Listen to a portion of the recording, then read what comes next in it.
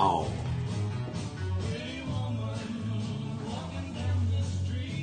No.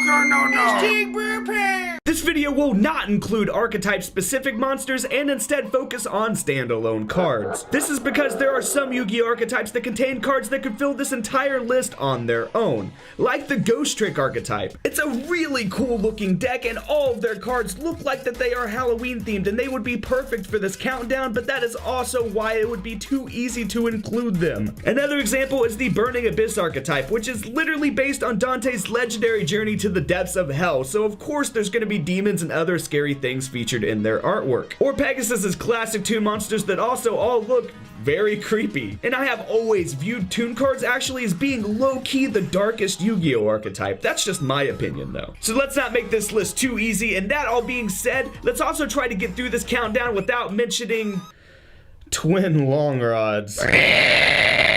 Pumpkin King of Ghosts. I'm making this card number 10 because it's the first one that I felt like talking about. This is not only because it's obviously a pumpkin and therefore very fitting for this time of year, but also because this card was featured in the very first season of Yu-Gi-Oh! During Joey's duel against Bones in the caves on Pegasus's island. The artwork in that episode is just so cool, guys. You cannot beat the original anime's artwork. You just really cannot. I recommend that you watch this stuff. I'm going to be showing some of my favorite artwork from those episodes right now on your screen, but I highly recommend that you go watch the original anime and enjoy and experience this for yourself, because the original artwork, guys, is just so nostalgic for me and it is just so good to boot. They have not been able to match this in any Yu-Gi-Oh anime since. This duel is also one of my favorites from the original anime because of course Bones plays zombies. He's the zombie duelist. If you guys have followed this channel for a long time, you will know that I used to play zombies, and you'll also know that zombie and fiend cards usually have the card art that looks the coolest to me, besides fairies and of course some other individual cards, but for the most part I must be an edgelord or something, I guess, because zombies and fiends just always look the coolest to me. The number 9 slot is actually going to be a 2-for-1 special because I chose Fushio Richie.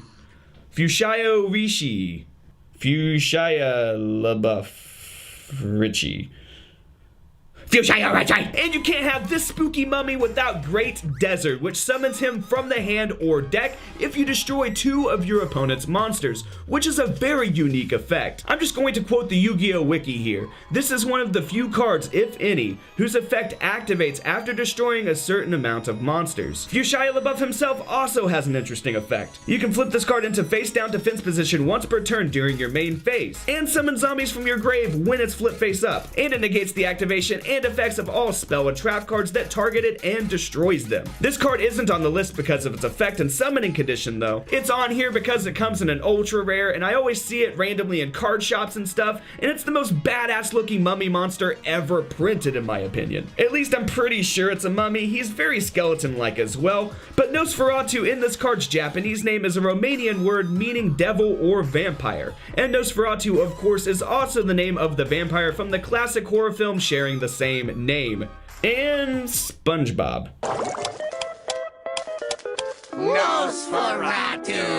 Next up is Morphing Jar. And Morphing Jar, guys, is scary enough in Go format alone because it discards yours and your opponent's entire hands and lets you both draw 5 new cards. It can be very advantageous and very catastrophic when this card gets flipped. And just look at this thing. Tell me with a straight face that you'd stick your hand in that jar.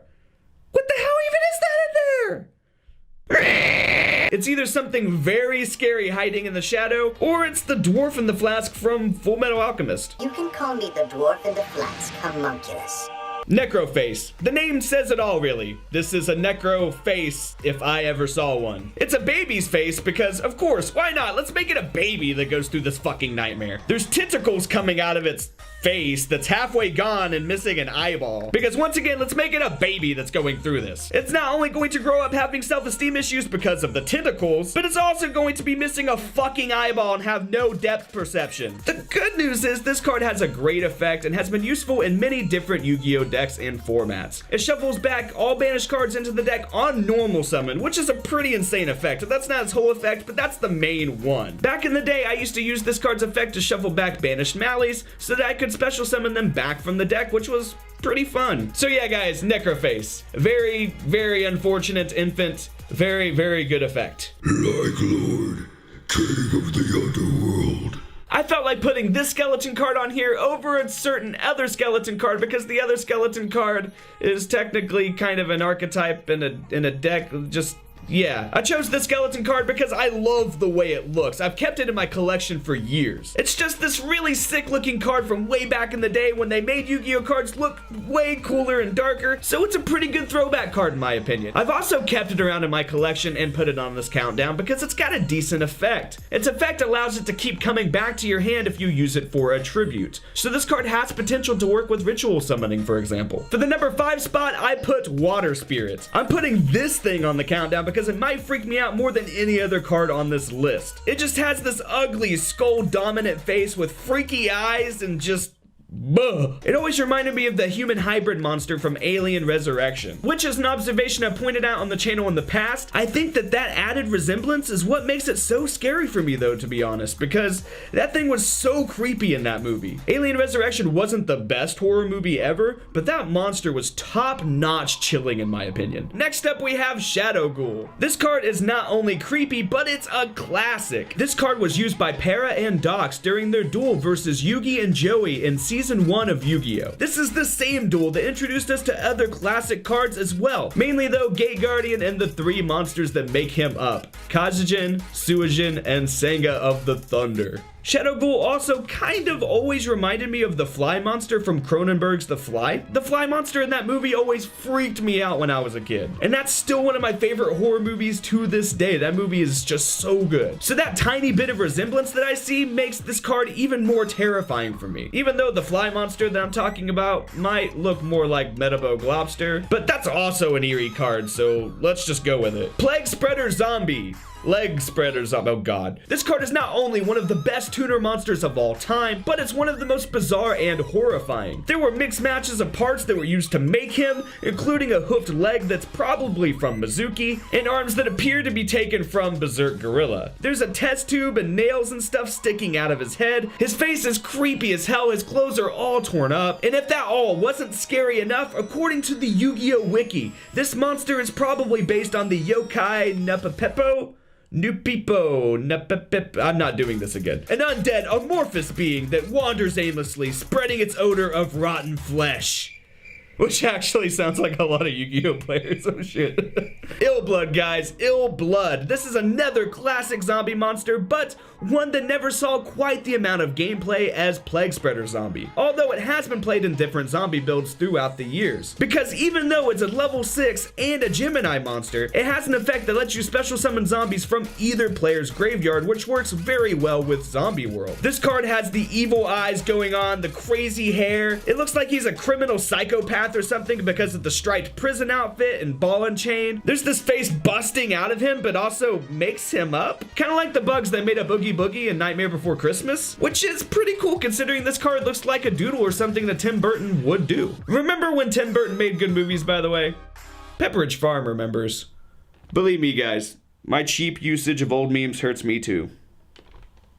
And finally, for that number 1 spot on the countdown, we have yet another 2-for-1 deal just like earlier. Except this time, we are going to end up talking about a lot more cards here because we have Dark King of the Abyss. And of course, you cannot talk about the Dark King of the Abyss without mentioning his arch rival, Dark Ruler Hades, who cast him out from his rule and started the epic journey that we can see and follow on the cards. These two monsters combined have been featured on more than a dozen Yu-Gi-Oh cards. Going over them respectively, and there's probably even more that I don't have here, especially if you guys are watching this in the future. Going over them respectively, Dark Ruler Hades has been in the artworks of Flash Effect, Destruction of Destiny, Leading Question, Victim Barrier, A Deal with Dark Ruler, Bark of Dark Ruler, Demotion, Destruct Potion, Hate Buster, Order to Smash, Sinister Yorishiro, Skill Drain, The Puppet Magic of Dark Ruler, Soul Demolition, and Trading Places. Not to mention Revived King Hades, which is really the archenemy of Dark King of the Abyss, and appears in the artworks of Destruct Potion, Fake Life,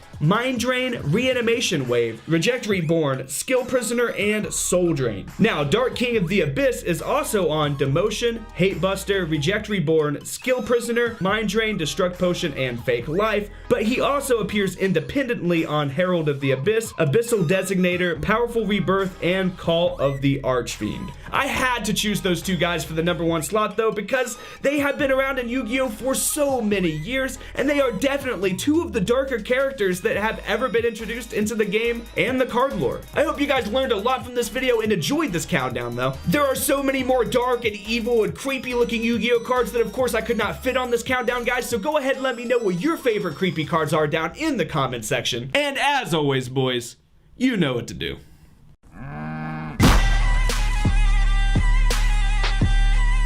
Subscribe!